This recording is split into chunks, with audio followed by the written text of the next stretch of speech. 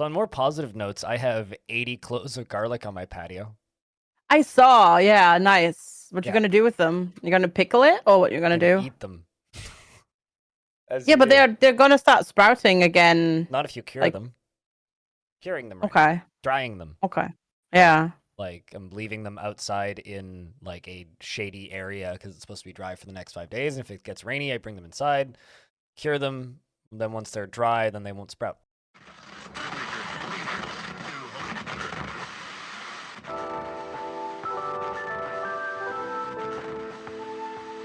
Well, Hard to describe. 80 cloves of garlic, but not 80 episodes of this podcast, because this is episode 75 of the Halcyon Frequency podcast, hosted by me, Blind, and I'm joined by FG Squared. How are you today?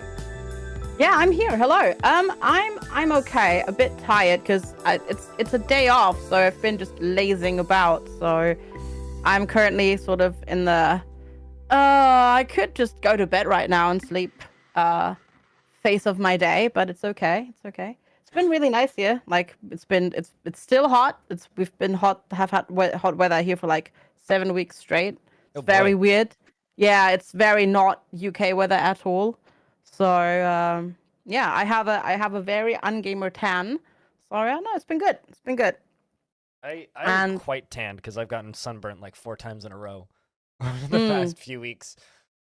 But yeah. it's definitely a farmer's tan. Like lift up my short sleeve shirts and I'm just like pasty white on my shoulders. So Oh yeah.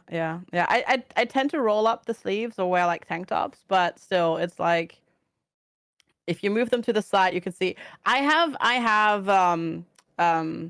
wedding ring lines because I've been wearing it like while mhm. being in the sun. So there's just a line on my finger now.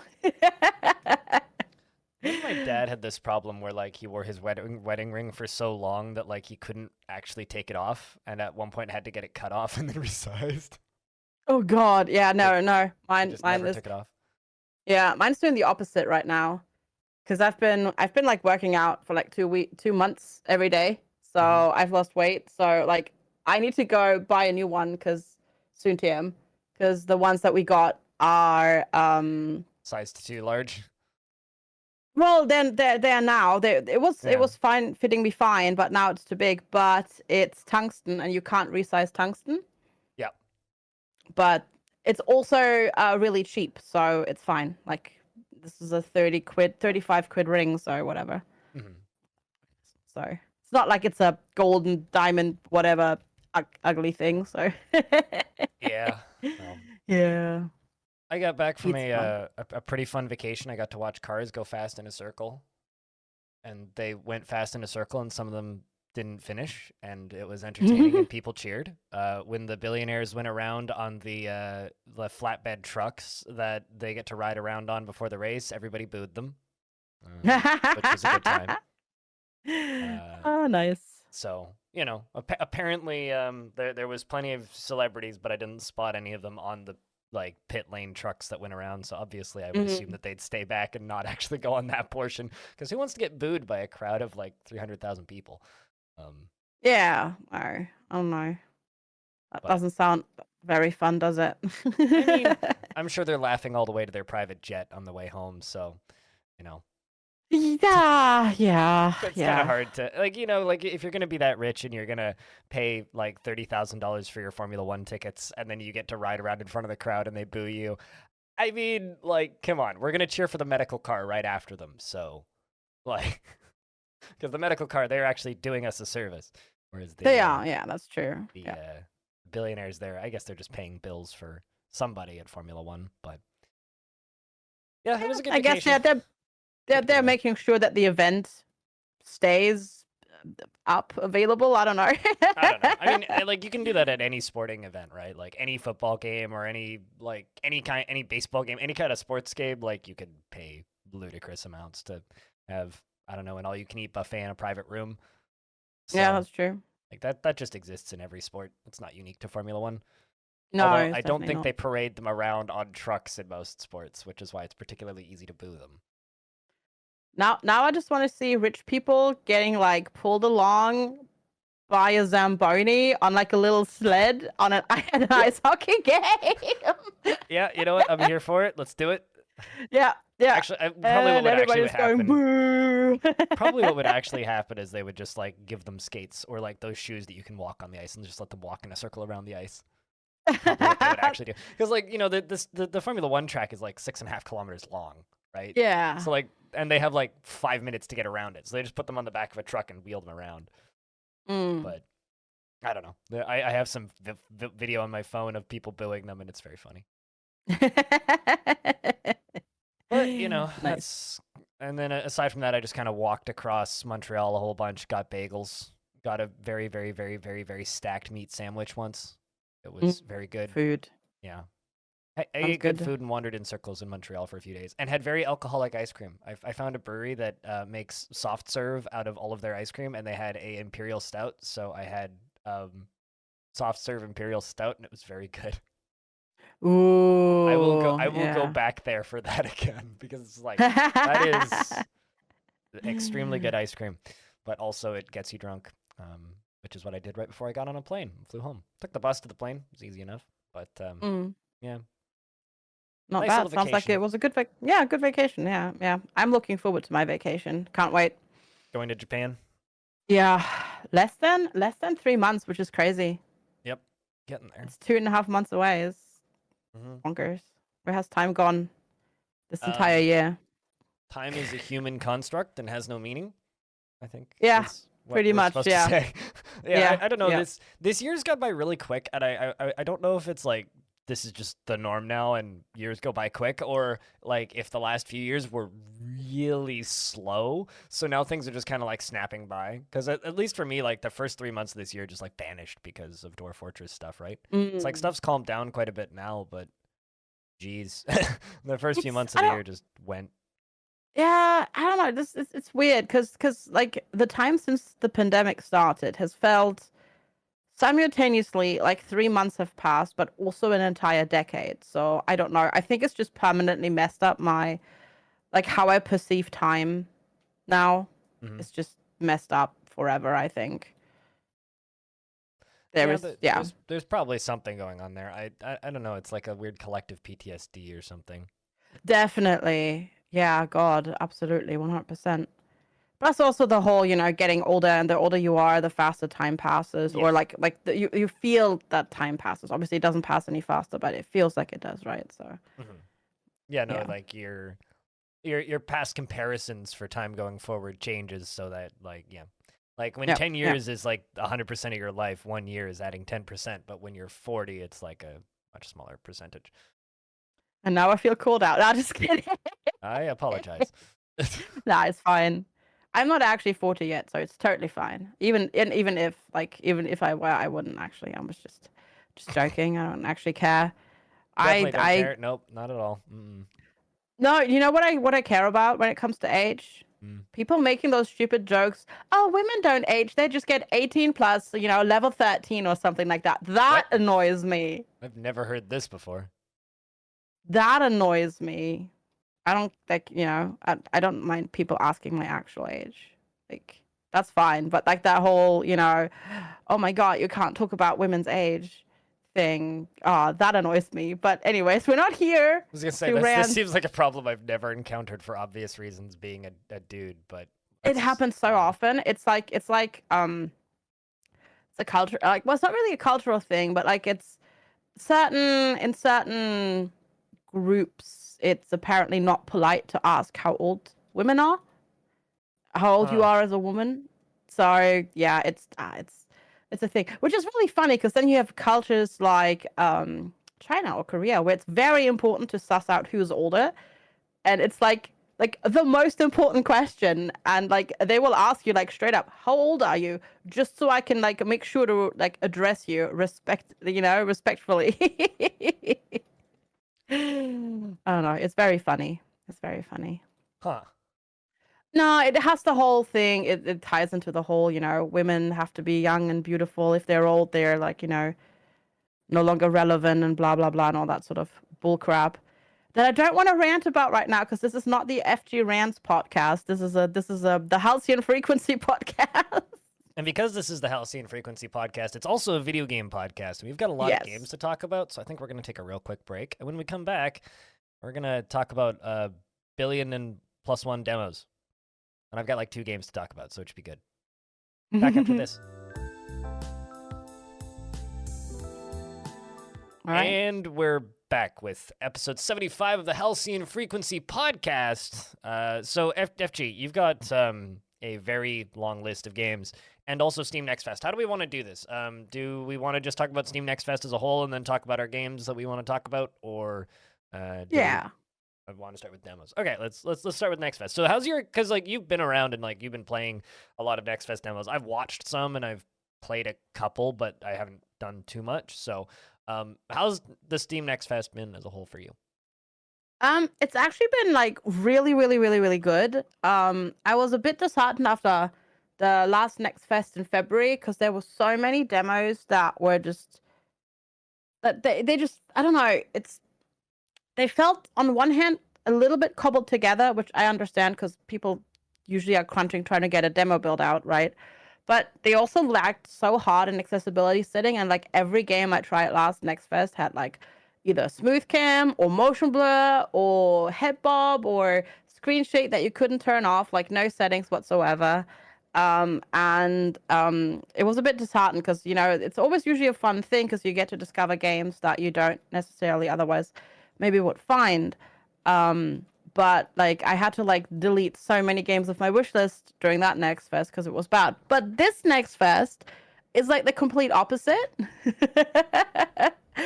So it's been really good. So many like new games as well that haven't had demos yet in any of the Next Fest because they're like the repeat. I don't want to call them offenders, but like games that have like that have been part of several Next Fest at this point, and they're still not out.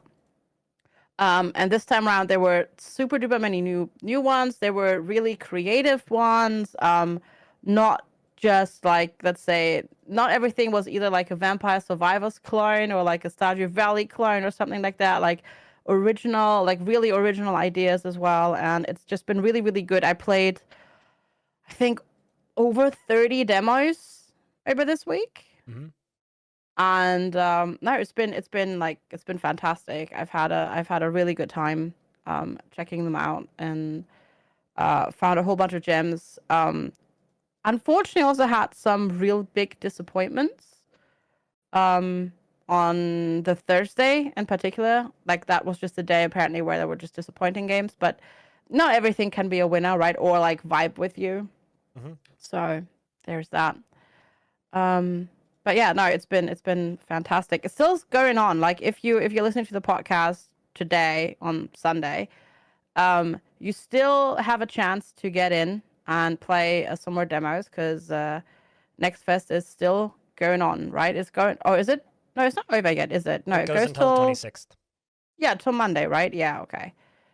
It's just I think my Steam has realized that I've played so many demos that they don't advertise Steam Next Fest to me anymore. Oh no.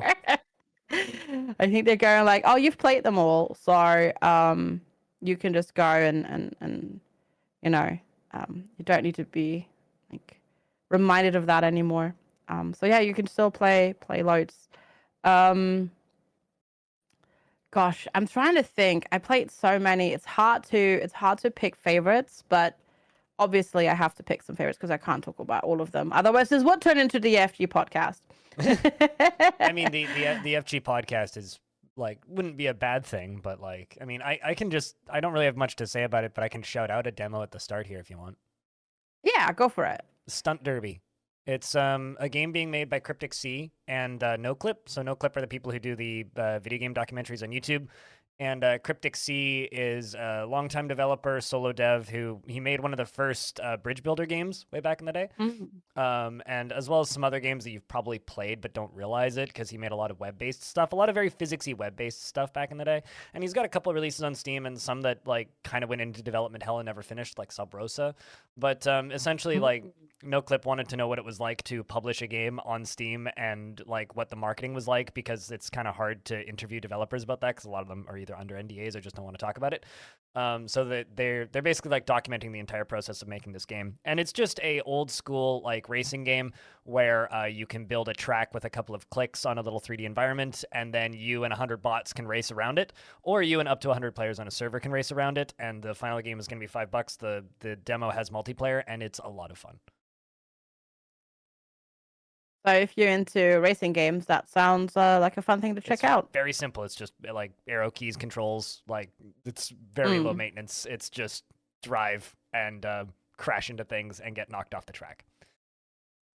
Nice. Yeah, I see. Okay, yeah. So it's not just like the track is very crazy and goes up and down, and there's loopings and loop-de-loops and all that sort of stuff. Yeah, there's randomly generated tracks, and then there's you can make your own.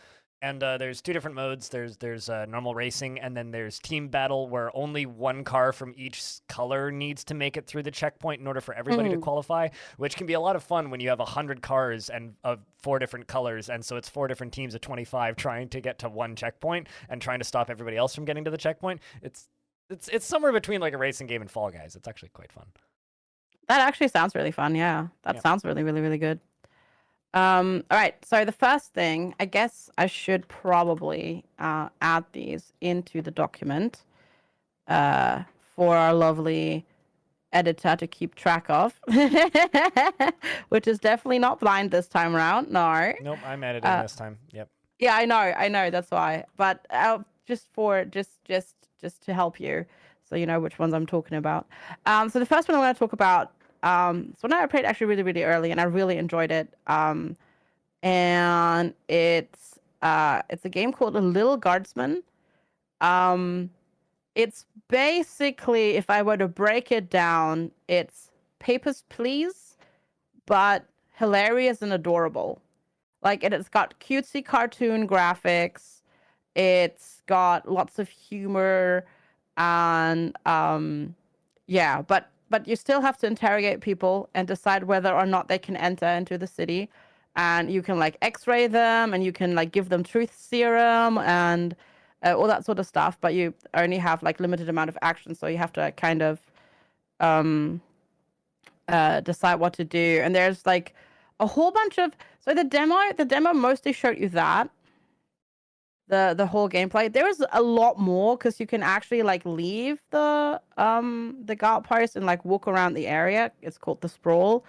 And the one thing that the demo shows you is, for some reason, you participate in a game show to choose which hero goes after the princess. And it's like really wild and wacky, and it's like a spoof of like, you know, like those family game shows and that sort of stuff. It feels a bit weird because you don't quite understand why you're doing it at that point, and then the demo ends. But it's great. It's like, it's a fun game. It's really fun, and the art is great. The humor is really funny, and yeah, you're also a 12-year-old child. Because basically, I should probably mention that, it's quite important. You're a 12-year-old child. Your dad puts you in charge because he has to go to the pub to gamble. And so you're a 12-year-old trying to make all these decisions, and it's just kind of a mess. And it's, yeah. Sounds like a lot. But also, there's a lot going on. Yeah, it's yeah. It is quite like Papers, Please in a way, because there's like so much story and like stuff going on in the background like that, but obviously not you know, Soviet dystopia, but rather like cute, not always wholesome cartoony stuff, but really, really good. Supposedly coming out this year. Don't have a detailed release date yet though. And it looks like it's not going to be an early access game, which is good. So hopefully that's going to be good. And the cool thing is, because you can handle situations differently, it's not just a one playthrough type thing. Because you can resolve situations differently, and you can decide, like, you don't fail if you let somebody through that you shouldn't have let through. And it also has the mechanic where you can roll back time and redo the day if you're not happy with how you handled it. So like, it's a bit more forgiving than Papers, Please in a way. Gotcha. But yeah, I like it. And I still want to know, because I forgot to do it, why you can't X-ray trolls, because for some reason you're not allowed to X-ray trolls, but I don't know why. But you can X-ray other people? Yeah, you can X-ray everybody. Yeah. Huh. It's fantasy, but there is some technology somehow. It's a really, I don't know, it's a really cool, interesting setup. I like it. It was fun. Interesting. Yeah. It's nice to hear that other people are taking a stab at that, because that's kind of like a thing that was pretty one-off with Papers, Please. Like there's that one other that's like trying to do that, but in space, I think. But largely, there really isn't much else like that outside of Papers, Please. Yeah. So Yeah, that's true. Oh God, which one was that even? I think that's another demo, wasn't it? Yeah, but like it was supposed to already come out, because I actually I played it and I enjoyed it.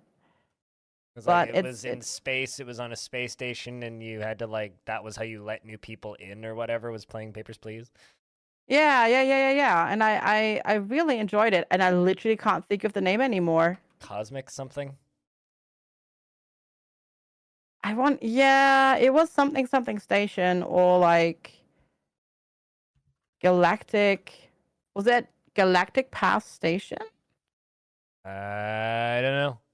Something like that? All I know is I'm looking at the Steam Next Fest right now going, and it ends at 10 a.m. on Monday, which means I'm not actually going to be able to stream any of these demos. I've got a couple downloaded that I want to stream, but I return on Monday, which means unless they're running already, I won't be able to stream them. Well, that's a shame. Maybe they don't get removed. Maybe they won't get removed. Yeah, maybe the demos will stay up. Like a lot of demos stay up, but because like I really want to play the Isles of Caliph, Caliph, Yeah.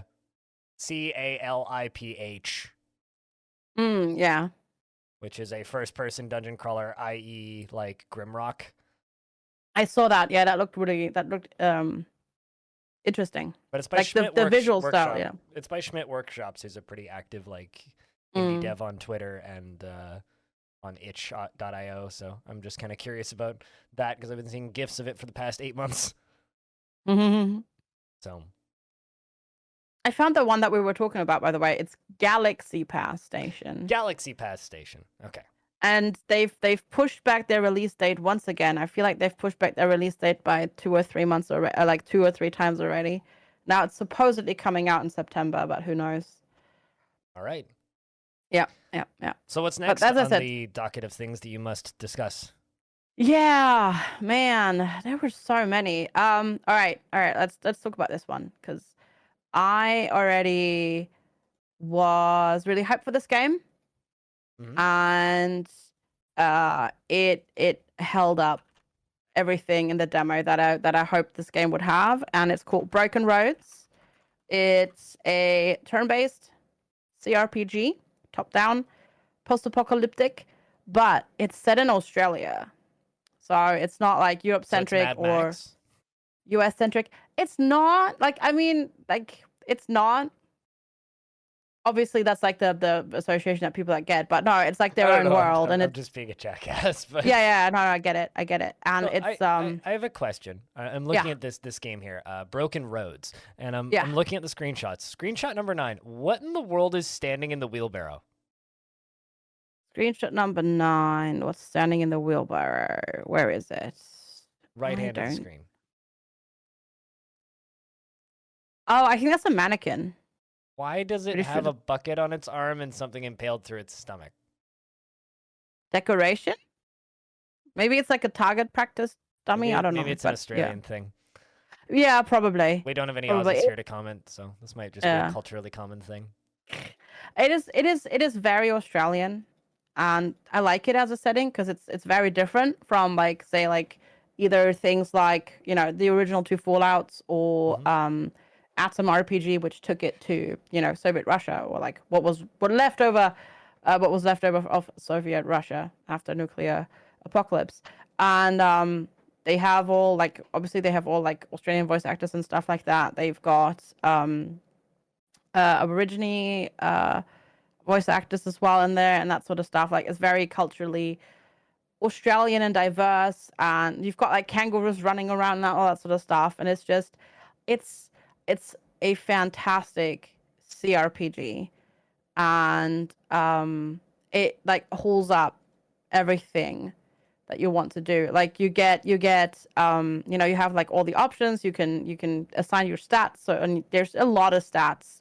Like there's obviously your primary stats like charisma, agility, strength, blah blah blah, whatever. But then you've got like 18 secondary stats, and you've got like, for example, drunken mastery. So you can literally drink, and you get better at stuff if you're drunk, and that sort of stuff. Like it is a really good spiritual successor to those earlier CRPGs, because it has all of those systems, and it has like a really big morality system as well, with a really big morality wheel. And the more you double down on your moral choices, like it gives you a chance to like do like successfully do higher checks, like skill checks in your morality. It's like very interesting. And then they also have something basically like they call it punt points. And it's a skill that you can stack into. And basically what punt points are is you can spend those points to maybe do something you otherwise couldn't. So it's like it has this really cool system that sounds relatively rigid, but you can spend those points to like break out of the rigidity of the system, which is cool because you can it makes the character just a lot more rounded, and I just really liked it. I played it for 2 hours. I didn't play through the entire demo because CRPG. And unfortunately, the one thing that is a bit sad, it's got voice acting, but not everything is voice acted, so there's still a lot of stuff to read. Like they've got the important bits voice acted, but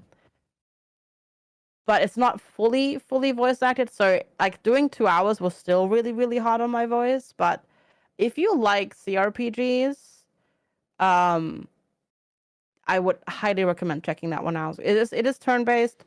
It's got like APs and cover and like and that sort of stuff. You can do like sniper rifles, assault rifles, pistols. There's melee. So there is a secondary skill. I think it's called Junker, where you just can pick up stuff. You can pick up junk and you put it in your action like what did I call it? Like I don't even remember what they call it. But you have like slots. You can put it in your action slots. You put junk in your action slots, and you can chuck that at people if you want to as like an attack. I don't know. Like it does a lot of stuff that the more streamlined CRPGs don't really do, and I really enjoyed it. And the setting was really, really cool as well. And they have like 4 different origin stories, and yeah, no, it was really good. And once again, the game was called Broken something. Broken Roads, yeah. Broken Roads, yes. Broken Roads comes out sometime this year as well. I don't know if it's these people's first game. It's always hard to tell, especially with the way Steam is set up now, because it always likes to publishers instead of developers half the time anyway. Yeah, but also just shout out to the devs name, because they're called Drop Bear Bites. Of course, Drop Bear Bites. Yeah, Drop Bears. Yeah, I think this is their first. Yeah, this is their first game actually. First game this is their debut title. Well, that's interesting. And so far, it's really, really good. I'm really, really liking it. Like the demo was everything I wanted it to be. Well, that's great to hear. Play anything else that you want to talk about? There are a lot. Do you want me to natter on about Trepang 2 for a couple minutes, give you a break, and then you can talk about some other things? No, you know what? I'm gonna pick out one more. Okay. And then I'm gonna be done. And the one I'm gonna pick out is called Cataclismo. And Cataclismo stood out to me because it's basically, the general gist is they are billions, right? Wave defense, base wave defense. Gotcha. But with verticality. So you can build buildings on top of each other. You have to build structures to reach higher levels in the terrain. Like you have to build stairs, and there's like a load system. So at the bottom you have to put stone if you put lots of stuff on if you want to put lots of stuff on top, because wood can't handle it and that sort of stuff. So you have this really nice fantastic art style as well, plus the verticality of the map. It's not just a flat map like it is in They Are Billions, right? And that really stood out to me. It's really fun because the building is just so much more nuanced because you can build your you build your walls, and the thicker and higher you make your walls, the stronger they get, and that sort of stuff. It's not just put down a stone wall and you're done. Like it combines the building but with the wave defense, and it's like They Are Billions. They come at night. That's when the big waves come, but there will be continuous enemies like attacking you, but you can also go and clear the map and then they won't, and that sort of stuff. And it's a really cool combination of things, because yes, there've been There Are Billions inspired games, there's been or like clones. diplomacy is not an option in a few others. Yeah, and Age of Darkness and stuff, but none have had the verticality in it that this one has, and that made it really stand out. And yeah, I'm excited for this to come out. Unfortunately, this one does not yet have a Release date is release just coming date. soon. Yeah. Yeah, unfortunately, but it's really, really, really fun, and you can also pause it, so it's real time strategy, but with pause. Obviously, there's gonna be people gonna be playing this, no pause and that sort of stuff. But I really, really, really enjoyed it. Played the demo also for like 2 hours. Oh, this is by, I didn't even check who the devs are. These are the people who made Moonlighter. Oh. Huh. Ah, yeah. Interesting. Okay. That's why the art is so nice. Yeah, because they do really good art. That's why the art is so nice, is because their last game also had really nice art. Yeah, pretty much. But yeah, no. Yeah, works. those are probably like, I could talk about 10 more demos at this point, but I won't. But those are like definitely ones that like really, really stood out. Gotcha. For sure. Yeah, I kind of feel like I took a bad week off because, like, it's just the opportunity to do everything else for a week. But yeah. Now that I come back the day that the next fest ends, and I'm worried that I'm not gonna be able to play any of them. But we'll see. Although what I have been doing during my time off is slowly plucking away through the video game Trepang 2, which is published by Team 17 and made by Trepang Studios. This game's been around for a while. I remember seeing like GIFs of it on Twitter like a couple of years ago.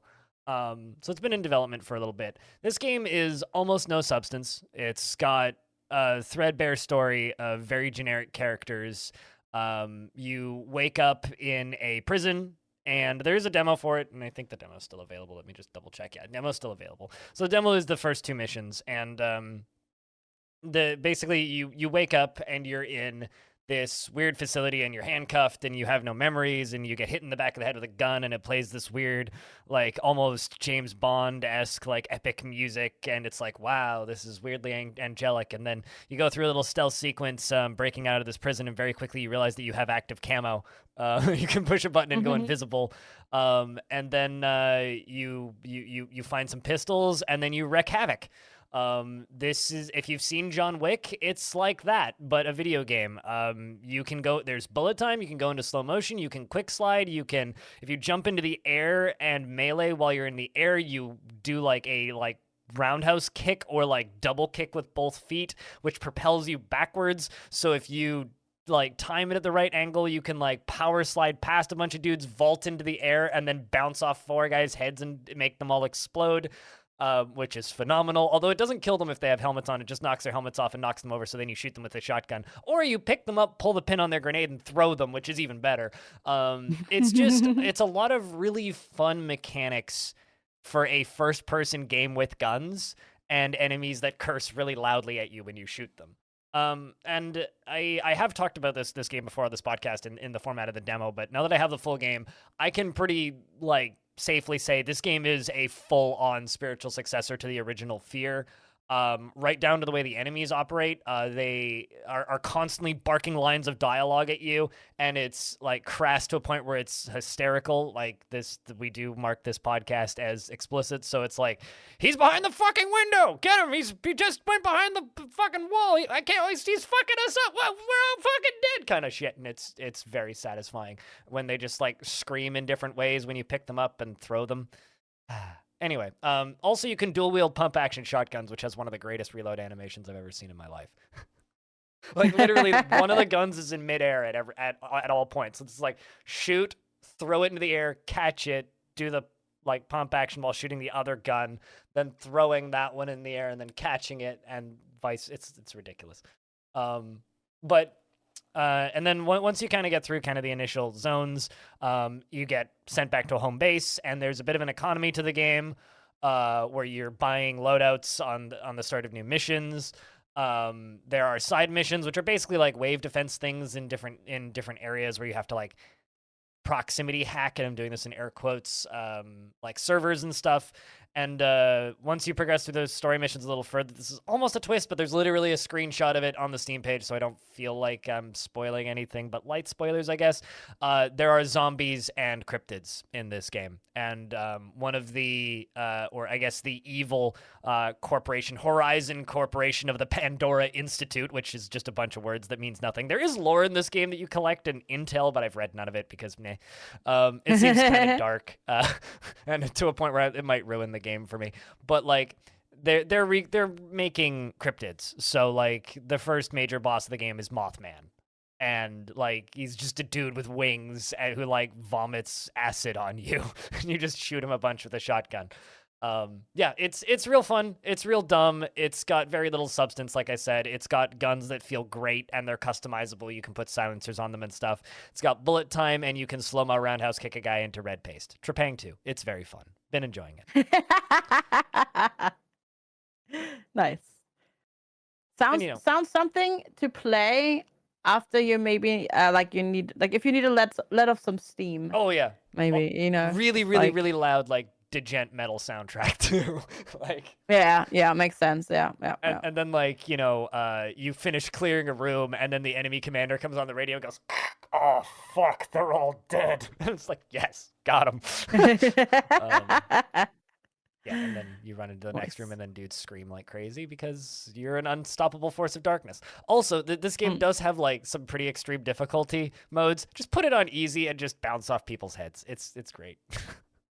Yeah, sometimes you just need like a game where you can just mow down. Yeah. You know, and clear a room. Yeah, definitely. I've been putting it on medium or normal, whatever the normal difficulty is. There's like 8 difficulties above that, but like, nah, I'm good.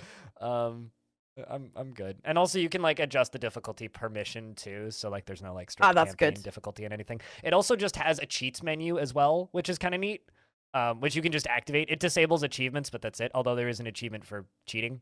And it's like you can you can just disable stamina, unlimited ammo, instant reloads, double the speed of animations, all perma slow-mo. Like there's all kinds of the dumb things, like all bullets explode.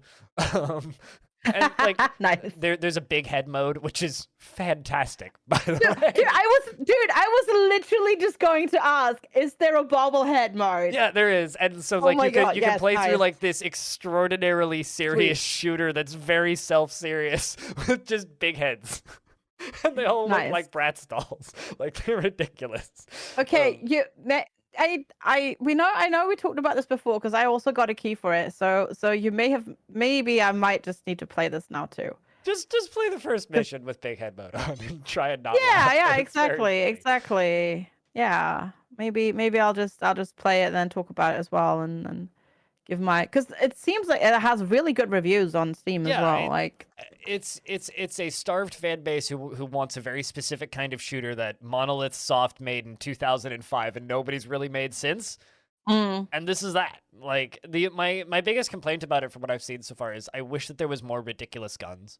Because like there's a shotgun, there's a machine gun, there's a submachine gun, and there's a pistol. And they're very customizable and they all feel really good. And you can dual wield any of them.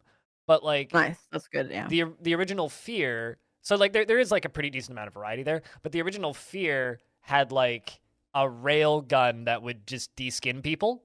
It had like uh, it had a rocket launcher. It had a spike gun that shot foot-long nails that you could spike guys to walls with. It had a couple of really weird guns, and there was like a crossbow for some reason.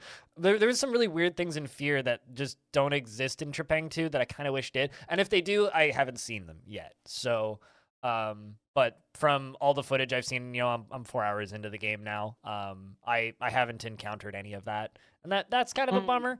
But, the movement tech is better than it was even in Fear, right? Like, just being able to bounce off of people's heads and stuff. And, like, the evil grunts are fun to fight. And the environments are quite varied. Like, it's everything from, like, super whitewashed, like, facilities and office buildings, very akin to Fear, all the way up to, like, you're running through a museum. One of the first zones you walk into is, like, this greeting area in, like, a corporate facility. And it's full of bars. Like, it's every single wall is just like glass bottles, and there's just like dudes everywhere, and I threw a grenade and like just wine goes everywhere, and I immediately get an achievement, which is destroy 100 wine bottles. I was like, great, thank you.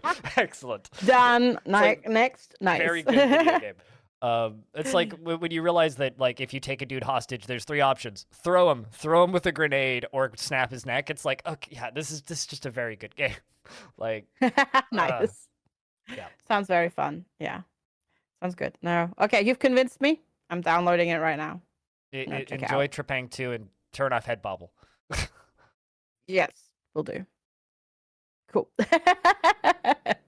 Very nice.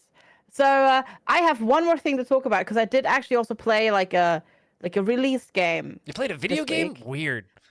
Well, no, a released video game. Early access release, but it is released. And I've talked about this before on this podcast because I played the demo of this.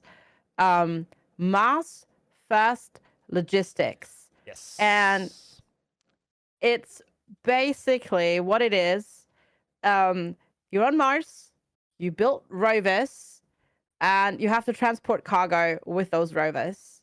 And it's not Lego, but it very much like you connect bits very much like Lego, and you can have like moving parts, and you can make clamps and all that sort of stuff, because you have to transport like crates of oranges, and then like a rocket fin and a watering can, and all sorts of really awkward cargo across like very not flat terrain, and physics are simulated. And later on you get rocket boosters and all sorts of things like that, and it's just really fun. It's just really fun. Like, you can either try to build like really good vehicles, or you can just try to make do with what you kind of like have cobbled together, and you just go and do really silly things.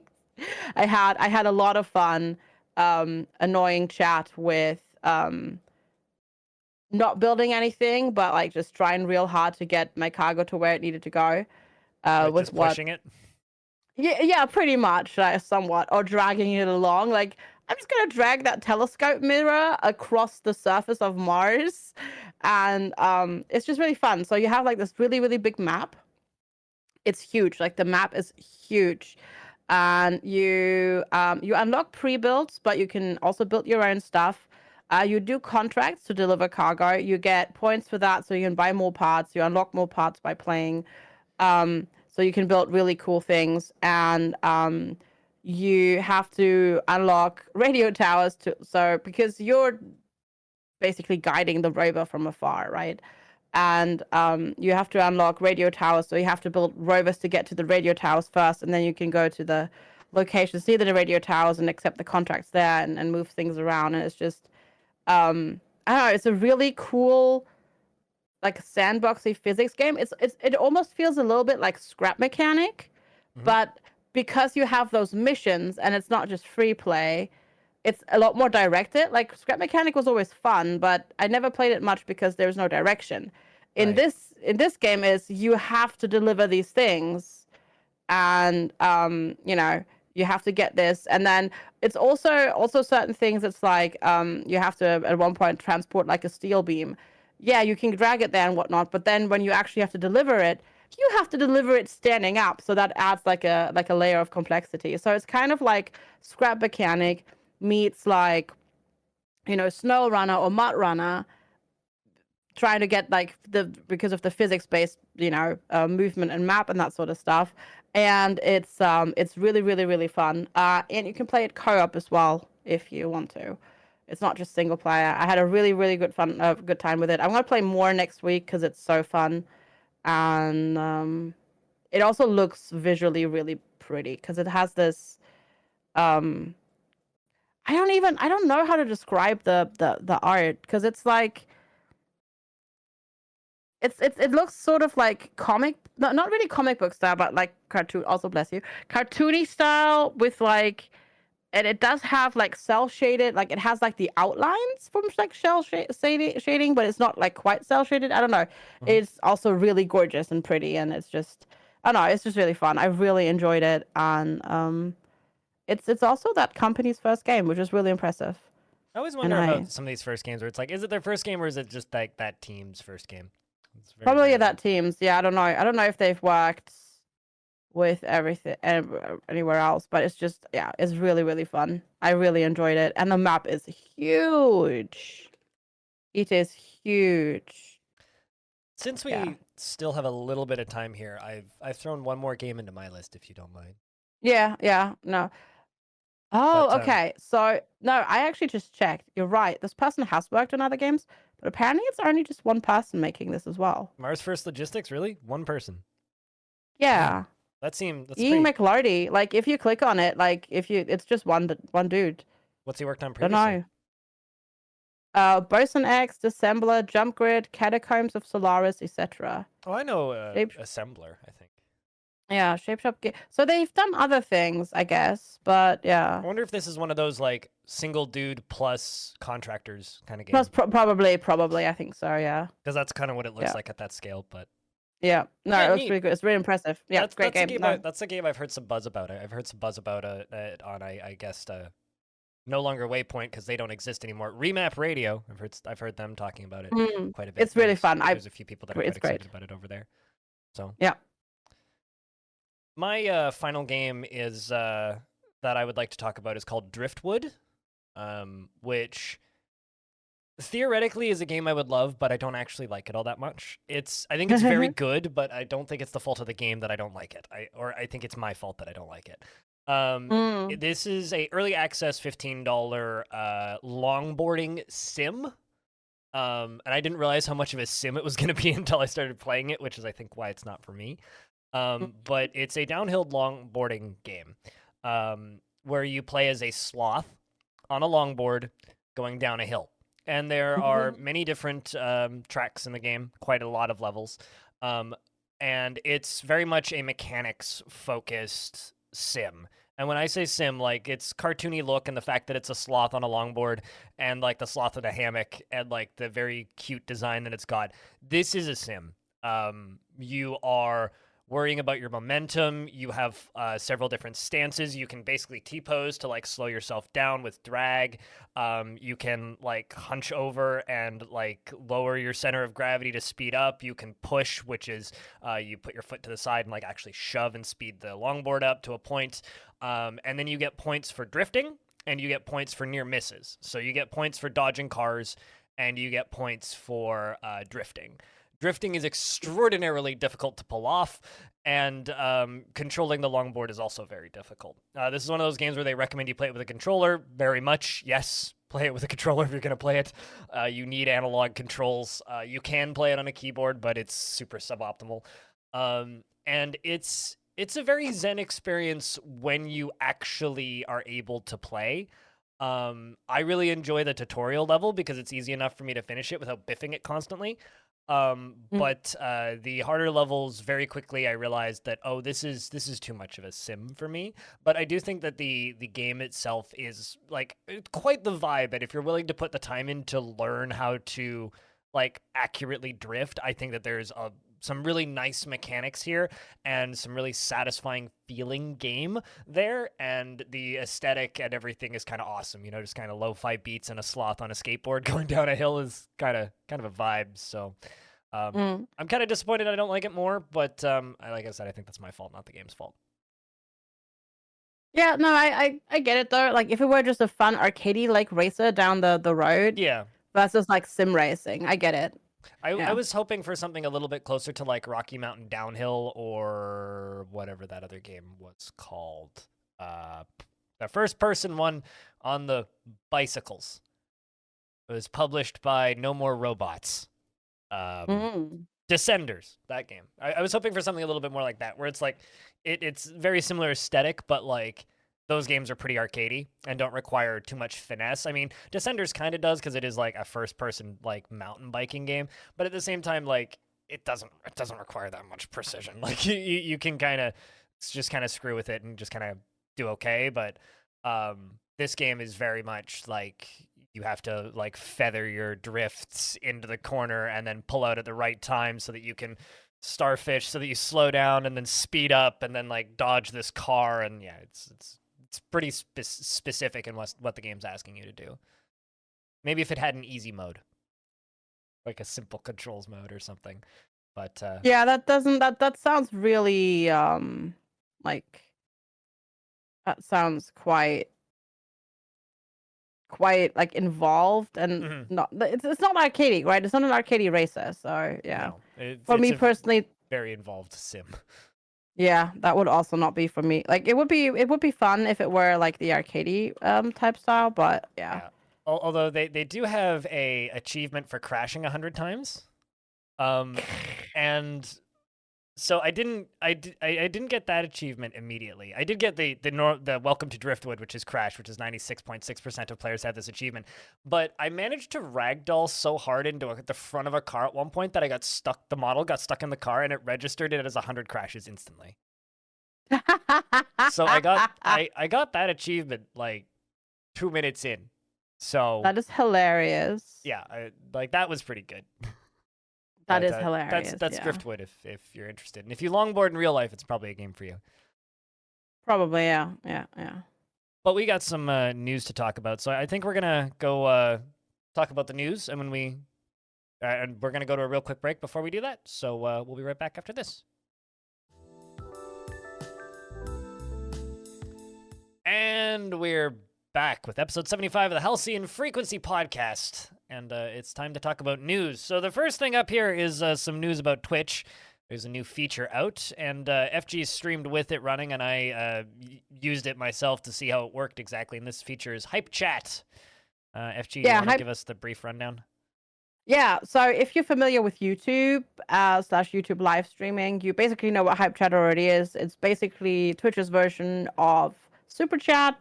You pay an amount of money, you type a message in with that amount, and it gets pinned to the top of chat. It has like a little pillbox that counts down the timer. You can click on it and read the message. It has like a color on it. Twitch also has already in its alerts, like it's in its native alert software already also built in alerts for that. I don't think there's an actual API though. And yeah, basically it's just that. It is quite controversial in a way. For one reason, it has the same split as YouTube Super Chat, but Twitch does not pay the fees. The fees come out of the pocket of the creator. So it's actually not quite a 70-30 split. It's more like 65% to the creator and 30% to Twitch. So some people are upset about it because obviously a direct tip is still much better. But I am okay with it, actually, I have to say, because it is just another tool of engagement that you can do stuff with. It is potentially available to people who don't use PayPal, so they can't tip you directly on PayPal. Because there are some people that that do not want to use PayPal, or it is not available in their country. Mm-hmm. But because this goes through Twitch's payment processing, I'm pretty sure you can just do it like with a direct debit from your bank account. So, it's just another engagement tool. We had some fun with it, like people being able to pin the word butts to the top of my chat. I don't know, I'm fine with it. Obviously, yeah, direct tip is still better, but it's a tool. It's a tool in the toolbox, and I'm okay with it. I don't know. I found it okay. It's much better than like the last iteration that they had, where it was like, yeah, you can pay to send this message, and then the money goes to Twitch, and the streamer gets like front page boost views. I don't know. Like, this is much better. There's been like 3 different iterations of this. There was the paid promotion one the paid boosting that you're referring to. There was elevated chats, and elevated chats was like this, but there was less. What's the word I'm looking for here? There was less amounts that you could give for worse times, so like it just ended up being like worse value than the YouTube version. Whereas this is like basically just a 1-to-1, where it's like 5 minutes is 2 minutes and 30 seconds pinned and all that, all the way up to like $500. I think I'm kind of into 2 feelings about this. On one side, I think it's good because it's a easier, more transparent way for a person who doesn't understand how bits work to just throw money at streamer. Yeah, that too. We still have bits, right? Like bits still exist. So it's a easier way for, I guess, people who don't want to take the time to learn how Twitch stuff works to do that. But I kind of don't like it because they don't get anything in response, like as reward for it. Like, with bits, I know that it's kind of crappy, but like at the very least, you're unlocking emotes at certain incrementations. You're getting badges. You're getting something in return that you can brag about. With this, you kind of don't get anything aside from the pinned message for a period of time. And I look at that and I go, okay, like give them a badge. Give them like although I would just make a lot of weed jokes if people are like, you're an elevated chatter, or, but I get it, yeah. Get it, because you're high and at the top, get it? But no, like I wish that there was like some sort of built-in leaderboard for them, or like Twitch has all of this stuff already, and it's just like, if we're crediting like these weird ambiguous amounts of money, like gift subs and all of these things, and this comes to my other point, which is like the lack of transparency. Like bits, you can criticize them all you want, but at least they're transparent. The person paying for them knows the amount that they're giving to the streamer, right? Yep. With this, you kind of don't. This is more like gift subs, where it's just like, well, I guess all of the splits are kind of public now. Like, it's pretty widely available who has what. Like, everybody has 50-50 on tier 1s, 60-40 on tier 2s, and 70-30 on tier 3s for partners. It's 50-50 all across the board for affiliates. So at least, like, that information is out there now. But with this, it's like, if somebody throws a $10 elevated chat at me, or hype chat, I guess is what they're called now. If somebody throws a $10 hype chat at me, it looks like there's $10 going to me when there's not. Yeah. So I don't like that. Like, I really hate that, actually. I think that's kind of shitty. Yeah, but I mean, to be fair, it's the same on YouTube. Like, on certainly, YouTube, but I'm not on YouTube, right? I don't stream on YouTube. No. Yeah, no, I'm just saying, like it also, it's not like YouTube displays like the cut, like easy to see or something like that. Certainly. Yeah. But like, and I do think it has its benefits. I think it's kind of helpful to a degree, but and I agree with you that it's just another option, but I wish it was more transparent. Yeah, like, I'm fine with Twitch taking a cut. I'm not one of those people who's like, we should 100% should go to the stream. I'm not one of those people, and I never will be. Like, Twitch should take their cut, because otherwise then they have to get their money from nefarious means, and I don't want that. If Twitch doesn't make money, Twitch is gone, and I like my job. Thank you very much. Yeah, no, I'm not one of those weirdos who's like 100% should go to the streamer. Like, I will never say that. I'm also not one of those people who says 95% should go to the streamer. It's like, yeah, 70-30 is like that's a good split. Like, I'm okay with that. But like, even if they're not paying the fees, like that's fine. What I don't like is that I think there should be a pop-up saying this percentage will go to streamer or something. Like, I want it to be displayed to the person purchasing as they're that'd be good. Yeah, that's all I want. Yeah, and I just we like it's an open secret now ever since everything got leaked, and like they changed it so that we could like state what our splits are and whatnot. And like then there's people like me where I just barely qualify for the partner plus stuff, which was talked about on the last episode of this podcast, which fingers crossed I can get it, because that would be a pretty big raise. But like, I don't know. I think I would still prefer somebody gift subs, because at least somebody gets emotes for that, even though I get less of the money right now. I would prefer that you cheer bits because like it puts you on a leaderboard and it gives you badges and emotes. Yeah, no, absolutely. It's the thing that is a really good point. Nah, it doesn't give you anything, but at the same time, I don't. If they could hook it into their own extension API so that you could use it to trigger sounds or something, like, Yeah, something like that would be good. I or mean, like pin you a GIF can. at the top of this chat or something. Like it needs something. It needs something more than just pinning something there for 5 minutes. Well, you can set up the alert, right? So it works like a normal tip alert or something like that through Twitches. You have to just use Twitch's alert software. But I mean, that's also nothing like permanent, of course. That's just an addition to pinning it to the top of the chat. That's Yeah. The problem is with giving like people like a permanent thing, there is very much both badge and emote exhaustion Oh yeah, absolutely. for people. Like But the let only them thing, unlock the bits emotes with it. Like it's the same amount of money. yeah, You know, yeah, like just put it that'd be into the good, same yeah. hopper there. You know, like there's Yeah. absolutely ways that like if they just credited the amount of money that was But given to hey, the streamer, hear me bits to out. them. Hear me out. I bet you like $100 that they can't do it because this is a different team who made this compared to the Bits team, and they're not talking to each other, so they don't actually know how the emote like attribution or anything like that works, and they can't make it work with a new system because it's more code just spaghettied on top of on top of the entire site. Maybe, I don't know. I just Oh my god. You know what would be good? Like what actually would be good to unlock with it? Maybe just one or just temporary animated emotes. Because that's like the one thing everybody wants still. Like in terms of like the whole emote and badge thing, like animated emotes. That's what like people more want. of them? Yeah. Yeah, Because we yeah. already Access have to more. animated emotes, we just don't have many. No, we only have 5. Yeah. Like that is because that is still like, like that is still like a limited good. That's the thing, right? Because it is pretty easy to get quite a lot of tier 1 emotes nowadays. Because you get the 5 follower emotes, God, which we are are just we are so free. spoiled these days. Like just being Do you able to say, remember man, when we started and there was one that you'd get as an affiliate? back in You'd get my day, we what? had one emote and we liked it that way. Actually, I mean, to be fair, if we're really going back in my day, it's like back in my day, people subscribed on Game Wisp and they got nothing. Yeah, or back in my day, like partners had 4 emotes. Yeah, Remember when like I think it was exactly. 100 subs got you 4 emotes? Yeah, And yeah. people don't even know how good they have it. No, they don't. They really don't. We've Like, just been around way too long. whenever features like this come out on Twitch, and there's like the normal discourse of people being mad at Twitch about the feature, and I'm sitting there scratching my head, going like, "It's fine. Like, it doesn't like it's not bad. It's fine."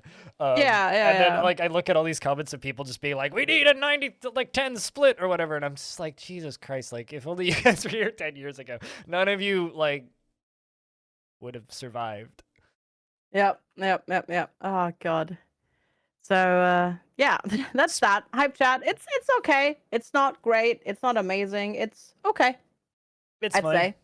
It's fine. fine. Yeah, it's a thing. I don't think it'll find widespread usage except in chats that have chats that move really fast. Oh, I was gonna say it's gonna have widespread usage on chats that are people who have large YouTube audiences. Maybe that, yeah, because they're used to it. There are some Yeah. explosively large channels on Twitch that have very low revenue split, that have very low revenue income. Like if you look at them, like very, very, very large channels with like no bits at the top or gifted subs, and like that's because that's a YouTuber with 4 million subs. True, that might be. They might just be trying to attract people to stream on Twitch from YouTube. That's my whole theory with this. Maybe like, as well. Yeah, supers, of course, yeah. you know? Yep. Definitely, yeah. But like, it's okay to have. Yep. Speaking of sites with 90-10 splits, or wait, no, it's 95-5 split. I think so. Technically, anyway. if you're dirty enough to take gambling money. What? If you want to take, it's basically like taking blood money. So Kick, this is a website that I had to stare at a logo of on the side of a Formula One car all weekend because it's like, oh my god, they really did sponsor a Formula One car, didn't they? The Kick is a questionable streaming service that everybody is like screaming about how great it is, and from what I can tell, it's just a very loud vocal minority of blue checks on Twitter screaming about how great it is. But you know, every couple weeks or so, there's some pretty major story of people moving over to this website to stream there. For anybody who's uninitialized or you don't know, Kick gets all of their funding, like they're 100% funded and owned by Stake.com, which is the most successful crypto casino gambling ring on the internet, and is, you know, legal to operate in the US and whatnot. But because all of their money comes from gambling, there's ads for gambling all over the site at all times. And it's almost like I've been to Kick a number of times and like watched streams on there because I know some people that have been streaming on there. So I do have an account. And using that site like is a challenge because every single time you go to the front page, and it's hard to not go to the front page on Kick because it always filters you back to the front page. They're always featuring gambling and slot streams. And they're sponsored by Stake, right? So they're constantly sponsoring people on their own site to stream their own gambling and like slots and stuff. It's a very large portion of the site, and they actively promote it. And there's always banner ads and stuff for Stake everywhere, all over it.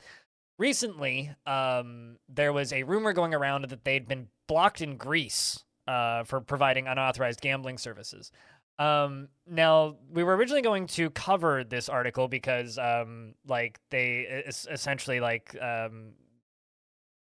the speculation was that, like here, I'll just read this block. The new Twitch rival that recently gave XQC the biggest contract in streaming history is reportedly banned in Greece due to providing unauthorized gambling services. The site has been added to the Hellenic Gaming Commission, specifically to their blacklist of unauthorized gambling sites.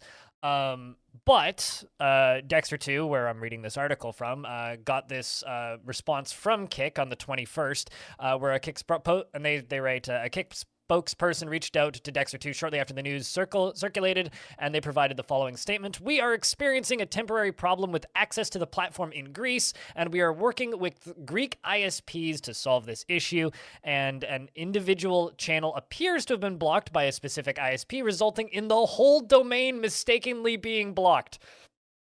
Which is worse, in my opinion. So, yeah, I don't know. It's the Wild West over there, apparently. It is the Wild West backed by crypto gambling, which is ugh. I just need to say this out loud. Back in December, when I had 1,100 people watching every stream, I got an email from Stake offering me $60,000 a month to stream their slots. Gambling? 2 hours a day. I had to do 5 days a week, 2 hours a day in order to get that. And I said no. So yeah, like, gambling. Ugh, no. Yeah. So it's very much and that either would have A, blown my channel up and made me huge, or B, completely killed all the momentum I had. I mean, the momentum died anyway, but it's like, I have a feeling your community would have rebelled. Oh yeah, no, there absolutely would have been like an implosion there. But like, yeah, just looking at this, it's like, Kick's always in the news, and it's never anything positive. And I guess I don't understand the allure that people have for this site. Maybe it's like just people have very different morals than me or something, but like, it's like I was listening to a stream while in the airport trying to get home from Montreal of Pokimane, Hassan, and XQC debating whether or not Kick was a good platform to stream on. And obviously, like, XQC is going to be very vehemently on the side of, like, well, they just gave me $100 million, so, like, yo, these guys are pretty great. But, man, I don't get it. This site. No, I mean, I don't think it's you, because I 100% agree. Like, this whole gambling thing, and like, just it's like everybody forgot like all the stuff that also went down with like Stake and like people gambling on their side and like using it to circumvent like legislation in terms of like gambling and on their, and like I don't know, like. It also feels like everybody forgot about Azubu, you know, the streaming platform that showed up and bought every single esports related streamer, broadcaster, and event for a solid 3 to 4 years until they went under because the money that they were getting from Japanese gang activity went away. Yeah, like, I literally, honestly wonder they were a money laundering front. Yeah, I that's what I'm wondering if like maybe not necessarily money laundering, No, I but don't. like I think definitely this like is. I'm pretty sure this is legit, but like as legit as you yeah, can but it's be like when you're in that industry. yeah, I don't know. It's just I don't know. I would feel dirty by association if I were to stream over there. Mm-hmm. I And mean, there's some people that are like shouting about it that I like know personally, like how it's a good thing, and I'm just like, I mean, it's driving really? competition, and it's gonna force Twitch to add new features. I mean, a lot of the best era of Twitch, quite literally, was when Mixer was like a threat. Yeah. Right? Yes. And Mixer was never a threat. They were like 2% of the industry at peak. And that was right after they bought Ninja, right? And last time I checked, Kick was like under 1% of the industry, and maybe they're above that now. I don't know. But they're still a very, very, very small portion of the industry, right? Like YouTube is like, what, 17% or something? Like they're not a large percentage either. So in a world where we're talking like the difference in scale in an order of magnitude here between Twitch and Kick, and if anything, if it drives Twitch to implement, and you know, like there's a lot of people saying, oh, this is the Kick update, they're adding features that Kick has. It's like, well, no, like these, whenever like when Twitch added the like rate your stream thing with like the different ratings and whatnot, that was in the works for a year, right? And like Of course, the that's 70-30 split partner plus thing that they've been working on has been in the works since before they like initially changed the partner program, where like people had because previously, for those of you who don't know, you needed 500 paying subscribers and then you could renegotiate your contract to maybe get a better split through Twitch. When they canceled that the first time, they'd already been working on this to re-implement it, basically. And like it's way easier to get now. Like it's still hard with 350 paying subscribers, but like that's significantly more attainable than 500, and you don't need to hire a lawyer to renegotiate your contract. So like like Twitch is making good changes, and they're not because of Kick. And I have a feeling that if Kick actually becomes competition, which right now I don't think it is. If no, anything, I don't think so either. No. I'm sorry to all the people who really like XQC, but the large majority of his fans leaving the site is not a bad thing as far as I'm concerned. Things are like a little nicer around here now. Like they're attracting all the people that I don't want to associate myself with. Generally, yeah. And like mostly, like and a lot of them is just like also just, you know, people that have just been banned everywhere else as well. It also reminds me a little bit of Hitbox, that site. Because Hitbox was very like it attracted all of the people that were banned from Twitch because like it was the other streaming service, and like although Hitbox was always like microscopic even compared to Mixer, right? Like I think that the Hitbox Twitter account had like 4,000 followers or something back in the day. Like yeah, it was tiny. But like, you know, Hitbox was a alternative to Twitch, and one of their big selling points was you could get Hitbox Partner at 20 concurrent viewers, and you would get a sub button at 20 concurrent viewers, and they pay, and I think they gave you, it was $4 out of the $5 sub. And also, you would get a coupon to buy games on G2A if you subscribed on that site, because, like, you know, that's the era that was. So you know, it's Twitch has always had weird competition, and the only thing that they've really done in the long run is made Twitch better, and you know that's all I really. Competition is like 100% like good. Because, like, just the fact that competition could come up with, like, this one thing that suddenly propels them forward it keeps Twitch on their toes. And, yeah. It's, yeah. Certainly. And I think that that's something that we need. We need something to keep Twitch I think accountable's the wrong word, but you know what I mean.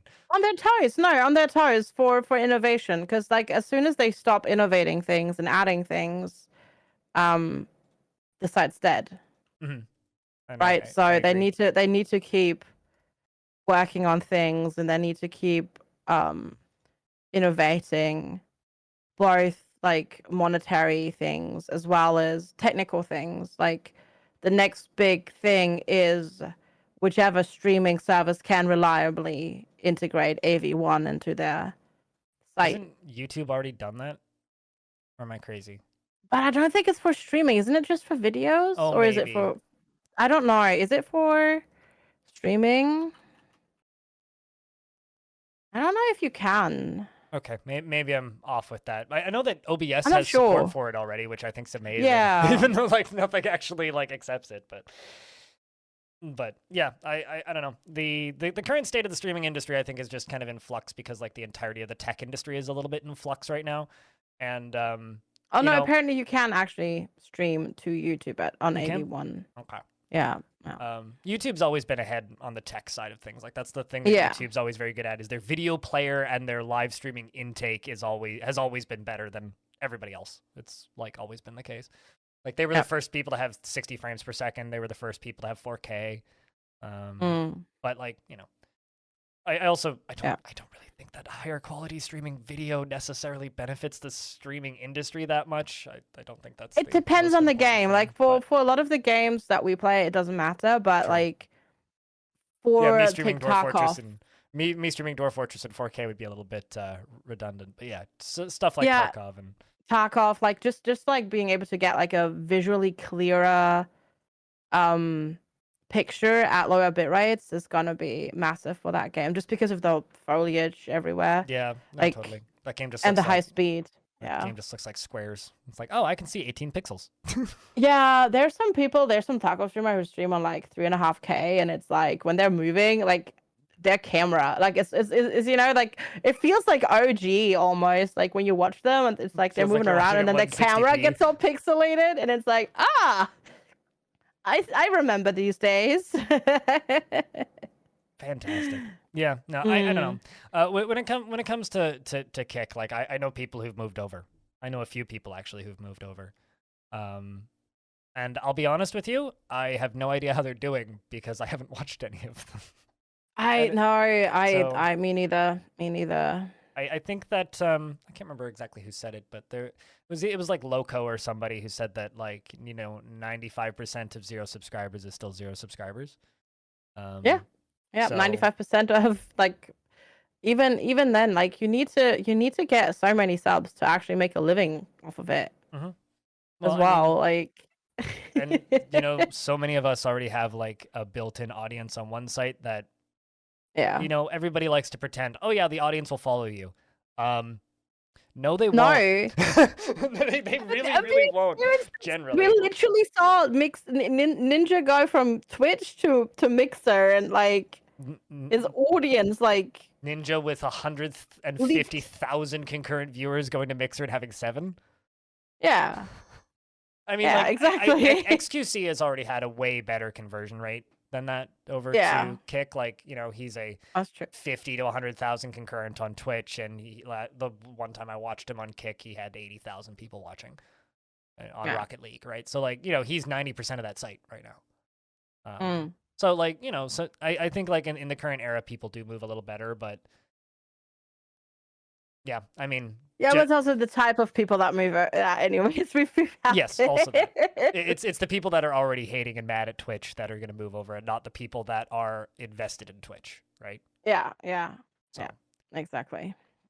But I'm not here trying to argue why people should move over. I'm just saying that if somebody else, like another big company out there, made a live streaming platform to compete with Twitch that wasn't based entirely on gambling, it's like there are no good massive corporations out there, right? Like Amazon's an evil corporation, like Microsoft's a bad corporation, Stake is a horrific corporation. If Microsoft tried again, I would give that a site like that a much more legitimate eye. You know, yes, 100%. Yeah. I mean, if Twitter tried, I wouldn't give a shit. Like, yeah. But all of the little open source sites keep shutting down because turns out running live streaming services is expensive. Like It's really expensive. Like Glimish And just shut down. And everybody, like, once it comes to scaling up, like, unless you somehow can finance your own servers and that sort of stuff, they all just go back to Amazon, and then that's when they realize, oh crap, this is really expensive. Yep. I mean, I've thought about like setting up a website, getting Overcast, because like I have some audience members that do this. Setting up a website, getting Overcast, renting a little bit of server space, putting some AdSense ads on the site, and just streaming to my own website. As a way of pushing the Patreon and putting big Patreon embeds underneath it and whatnot. I've thought about doing that. And probably I should do that. But at the same time, it's kind of weirdly hard to justify the cost. Yeah, I was just going to say, is it actually worth it, though? I mean, if you have like 50 people watching, it'll cost you a couple $1 a month. So yeah, I would say it is. But if you get like an influx of a couple thousand viewers suddenly on your website for some reason, you're going to get a bill. Yeah. But I would say it's not worth it. I mean, like I said, I've been looking at it. There's a few things I've been looking at over my vacation, but because I've been cramming out videos for the YouTube channel and I'm working on videos that I haven't released yet for his project that I'm working on, I just haven't had time. Can I just say, I mean, I know you actually went to a different place, but I also kind of want to say your vacation doesn't really sound like a vacation. No.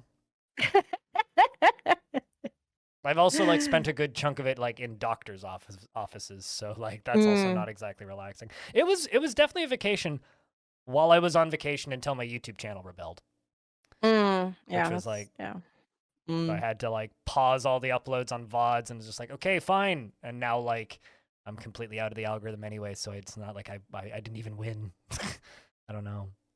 Like I uploaded a video this morning, it's got 400 views, which is nothing in 4 hours. How many hours? 4 hours, 4.5 hours. Yeah, that's nothing. That's terrible for me. Oh, bam. Bummer. Hopefully that sorts itself out again. Hopefully. Need people to watch my videos though.